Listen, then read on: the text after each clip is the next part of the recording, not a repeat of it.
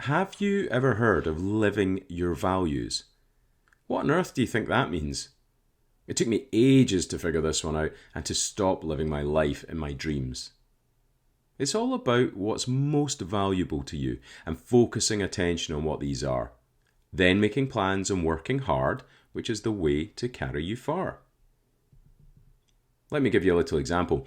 When values are aligned and true, although the main character might disagree, I'm right and he's wrong between me and you. So there's this bloke I know called Paul.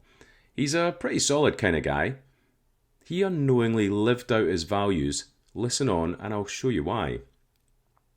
He was a PhD biochemist and he worked in various towns, but the science industry failed to fulfill. He knew things weren't right and he frowned. But he really loved one of his hobbies, the bubbling alchemy called beer. In rooms around, the house buckets frothed, crafting the amber nectar he held dear. Although it's rare for me to drink these days, back then I thought his ales were something else. Too good to be brewed in a bathroom, too good to be left on the kitchen shelf. I wasn't alone with these feelings. This individual, it seems, felt the same. And he became the Walter White of the beer world, edging towards craft beer fame. He finally opened his brewery at 40, and things began to accelerate quick. In 2019, he was on course for success, but then there was the COVID pandemic. The story goes a bit sour after that, and perhaps I'll do a poem about when to quit. But that's not really the point of this elegy, so let's for now ignore that bit.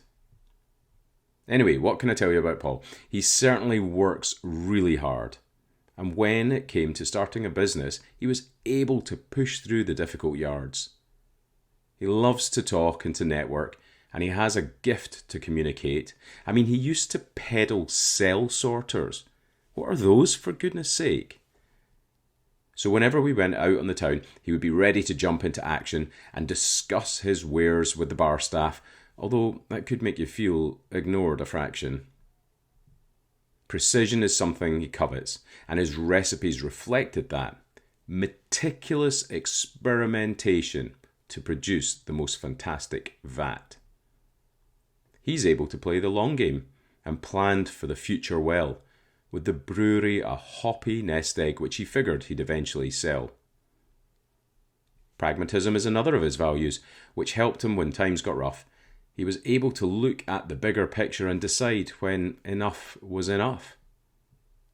Finally, he's extremely accountable, and he's someone upon whom you can rely, and despite the financial implications, tried not to leave his staff high and dry. Ultimately, the company couldn't continue, another victim of the COVID wrath. But Paul took it all in his stride, and my liver rejoiced in the aftermath. Now, I don't tell you this story for sympathy, and it's not about struggle and strife. It's about learning what your values are to help you live your most aligned life.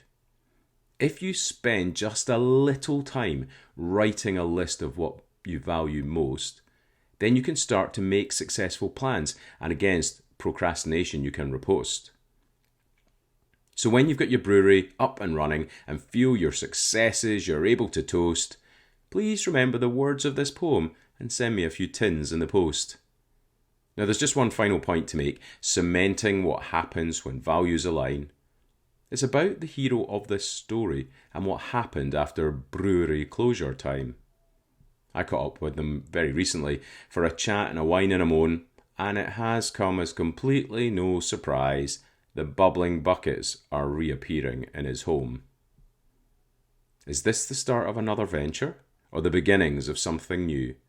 No matter which way you look at it, his values are aligned and true.